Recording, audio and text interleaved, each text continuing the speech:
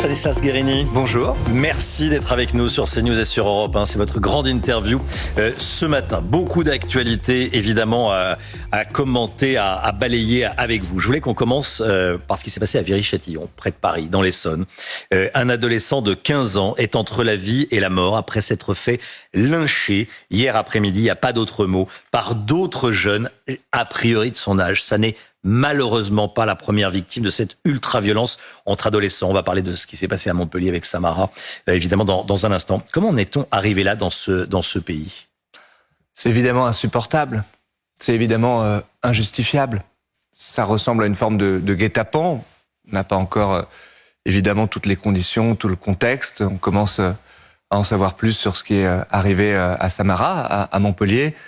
Mais on ne doit pas laisser passer cette ultra-violence-là, comme vous le dites. Il faut beaucoup de sévérité.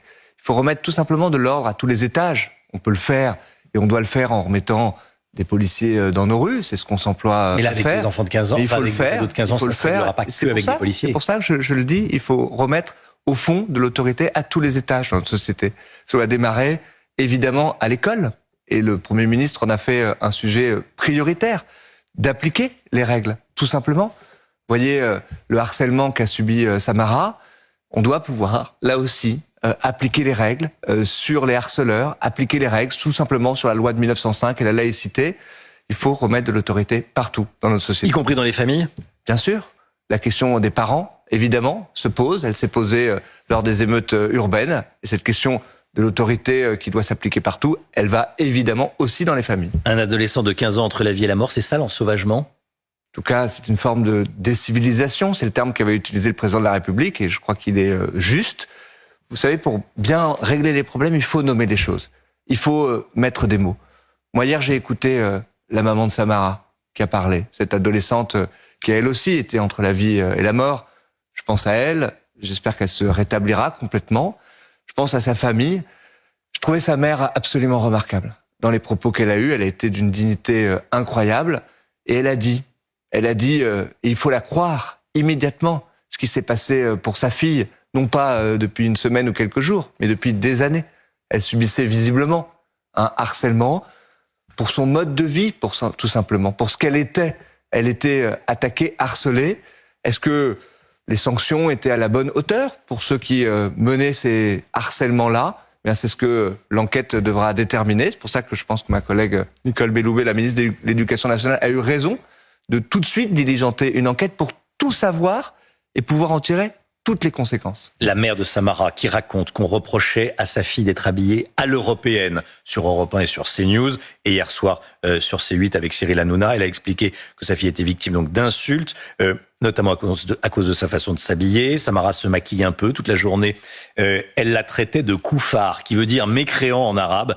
Toute la journée, c'était des insultes, harcelées. Donc, vous qualifiez ça comment ? C'est du harcèlement scolaire ? C'est autre chose ? Comment vous appréciez ce qui s'est passé ? C'est une attitude hostile à ce qu'est la République française. La République française, c'est la liberté. C'est la liberté de croire, de ne pas croire. C'est la liberté d'appliquer sa religion comme on le veut. C'est la laïcité. C'est le joyau de notre République, la laïcité. La loi de 1905, vous savez, elle permet aussi d'attaquer ceux qui veulent imposer une forme de religion aux autres. Il faut qu'on puisse l'appliquer pleinement. En l'occurrence, on verra ce qui s'est passé exactement. Et c'est pour ça que je pense qu'on a besoin d'avoir tous les faits, une enquête. Mais visiblement, et moi je le dis, ce que sa maman explique sur ce qu'a vécu sa fille, Samara, je la crois immédiatement. Il y a des gens qui veulent imposer la loi de la religion sur la loi de la République. Eh bien ça n'est pas acceptable. Et la mobilisation, elle devrait être totale. C'est celle, évidemment, dans les établissements, des professeurs, du personnel enseignant qui doit pouvoir encadrer, mais c'est une mobilisation de toute notre société, parce qu'on voit bien que ce n'est pas dans un pan ou un autre seul qu'on réglera le problème. C'est une bataille culturelle qu'il faut pouvoir mener pour dire que notre République, c'est une loi de liberté et qu'il faut absolument la protéger. Vous savez, les femmes en Iran, elles se battent aujourd'hui pour leur liberté, pour pouvoir enlever leur voile. Eh bien, nous, en France, nous avons cette chance-là. On doit la défendre absolument. Et c'est compliqué de la défendre, j'allais dire dans la vie de tous les jours, sur le terrain, dans les écoles, ces coups de griffe à la laïcité, ou ces coups de poing à la laïcité, ou ces coups de boutoir à la laïcité. C'est pour ça qu'il faut être très clair. Il y a les discours à Paris, c'est ce que disent les professeurs, et voilà, il y a les discours à Paris, et puis il y a la réalité du terrain. Mais vous avez raison. Et vraiment, je crois que... Ce qui ne veut pas dire qu'il n'y a pas de volonté politique. 2017, vous savez, on a essayé. Il y avait cette attitude qui consistait à dire, au fond, pas de vague. On met les problèmes sous le tapis et on a décidé de sortir de cette attitude-là. C'est Jean-Michel Blanquer, le ministre de l'Éducation nationale, à l'époque, qui a fait réaliser, au fond, qu'il y avait cette bataille-là à l'école, qui doit être une bataille pour pouvoir aussi accompagner et protéger. Non, je crois pas. On a essayé d'opposer les uns aux autres. La ligne a toujours été claire. Non, c'était Jean-Michel Blanquer parce que c'est lui le premier qui a initié ce mouvement du sortir du pas de vague.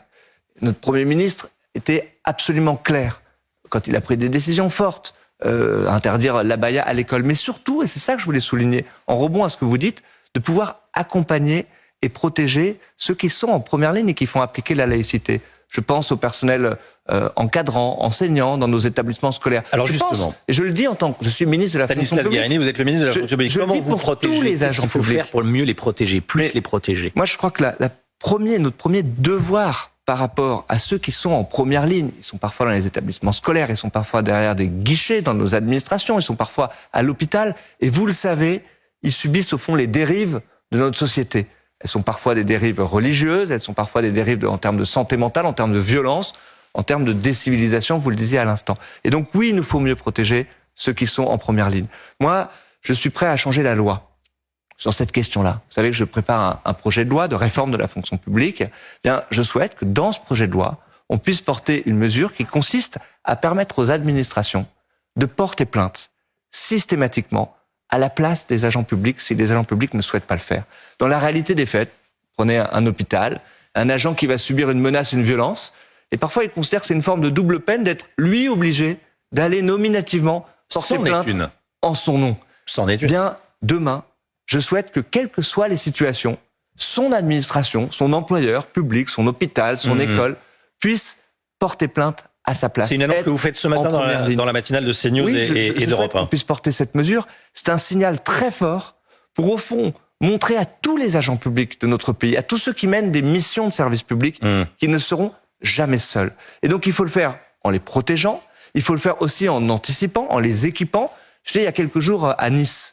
Je suis allé voir sur le terrain, très directement, l'équipement, le matériel qu'on peut proposer aux agents publics pour être mieux protégés.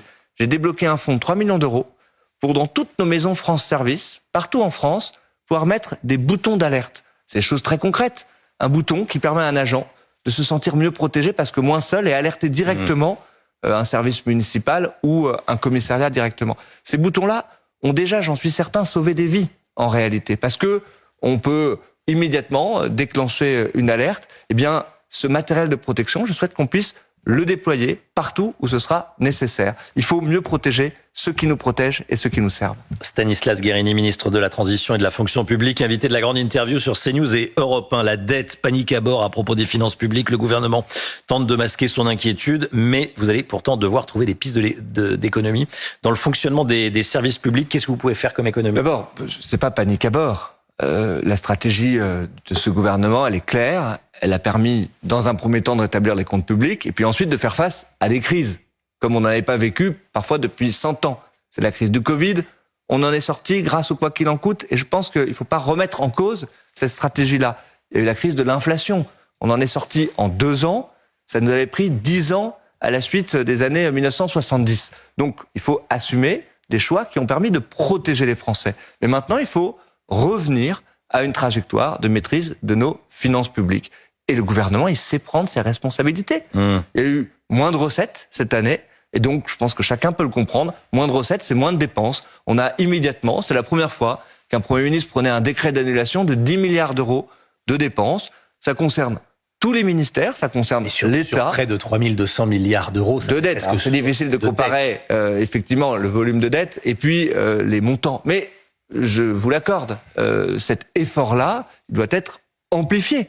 Et je crois que la Vous dites première c'est pas la panique, responsabilité, oui. c'est de dire les choses de Heureusement que façon c'est pas la transparente. panique, mais c'est inquiétant. Et d'ailleurs, les agences de notation vont probablement nous le faire payer ce mois-ci et le mois prochain. Mais il ne faut pas le faire pour les agences de notation. Il faut le faire pour notre propre souveraineté. Accessoirement, si les agences de notation baissent leurs notes, notre dette va coûter plus cher, on en prendra. Vous avez raison, vous avez raison. Mais il n'empêche qu'il faut le faire tout simplement pour rester maître de notre destin. Et quand on a un niveau de dette qui est aussi important, on perd une part de moins en moins de sa souveraineté. On est de moins en moins je pense que le premier point, c'est de partir d'un constat clair et de dire la vérité. Oui, il va falloir trouver des économies. Et le faire dans tous les champs de politique publique. Moi, je vais vous donner un exemple très concret, parce que souvent, on parle de ces sujets-là de façon un peu éthérée. Je crois qu'il faut mieux aller dans le concret des choses. Nous avions des dépenses que nous consacrions au Conseil en stratégie. On dépensait beaucoup d'argent. Ça nous a été reproché, vous en souvenez parfaitement, un cabinet des cabinets de conseil, etc. On s'est beaucoup focalisé sur un cabinet de conseil, mais il y avait des dépenses qui étaient importantes. Depuis 3 ans, ou depuis 2 ans, on a divisé par 3 ces dépenses-là. Je me suis occupé de ce dossier très directement. C'est 190 millions d'euros économisés sur nos dépenses de conseil, parfois parce qu'on a tout simplement réinternalisé des compétences pour pouvoir moins dépenser, mieux maîtriser nos dépenses. C'est une paille, monsieur le ministre, de la fonction publique, mais pas loin. La réalité, c'est que ce qu'il faut pouvoir regarder, c'est l'efficacité de chacune de nos dépenses publiques. Parce que sinon, moi j'entends ceux qui ont des grands discours d'économie, mais dès lors qu'il faut mettre des propositions sur la table, il y a un petit peu moins de monde au portillon et ça ne se bouscule pas pour proposer des économies. Donc la réalité... Lutter contre l'absentéisme dans la fonction publique, c'est une piste ou pas? Moi, je l'ai dit. Et évidemment, sur l'incitation au travail, un sujet... Ça représente combien de jours d'arrêt cumulé? Ça a beaucoup augmenté, dans le privé comme dans le public. Mais ça a un peu plus augmenté dans le public. On était en 2015 à 8 jours en moyenne d'absentéisme. On est aujourd'hui à un peu plus de 14 jours d'absentéisme par an. Pourquoi est-ce qu'on est plus malade dans le public? Ça a aussi augmenté dans le privé. C'est environ 11 jours. Pourquoi est-ce qu'on est plus malade dans le public que dans le privé? Je pense qu'il y a plusieurs causes. Il y a peut-être des causes managériales. Moi, j'ai diligenté justement une mission pour faire des recommandations sur cette question-là, administration par administration, parce qu'il faut regarder les choses très finement, tous les versants de la fonction publique. Il y a des causes aussi tout simplement de pénibilité. Ce sont des métiers de première ligne. Ce sont des métiers aussi où, dans la fonction publique, il y a un âge moyen qui est plus important. Et donc, ça joue sur l'absentéisme. Vous voyez, on est en train de mettre en place des fonds de prévention de l'usure, de la pénibilité, pour pouvoir adapter parfois des postes. Est-ce que l'emploi à vie, c'est également une raison, le fait que, on risque pas grand-chose? J'arrive, il ne faut pas mélanger absolument tous les sujets. Mais il y a des causes qui sont multiples. Et il y a évidemment, parfois aussi, je le dis, des risques psychosociaux. Ce sont des métiers sur lesquels les conditions de travail sont très importantes. Et donc, il faut travailler sur tout ça à la fois. Pardon de ne pas être simpliste devant vous, mais en tout cas, le gouvernement sera très engagé pour pouvoir agir là-dessus, parce que, évidemment, c'est tout simplement une cause de productivité, d'efficacité de la fonction publique et de bonne maîtrise de nos dépenses. Donc, j'en suis d'accord. Il faut aussi que chacun puisse travailler le même nombre d'heures. Alors, vous avez souligné récemment que 200 000 fonctionnaires travaillent moins de 35 heures par semaine. Oui, c'est vrai. Et ce n'est pas conforme à la loi. Nous avons, en 2019, donc à partir de quand travailleront-ils dans la fonction publique, tout le monde soit, c'est normal, à 35 heures par semaine. Il y a encore dans les administrations d'État 200 000 fonctionnaires qui ne sont pas à ces 35 heures. J'ai été très clair sur ce sujet. Si chacun travaillait 35 heures, c'est l'équivalent de 6 000 emplois.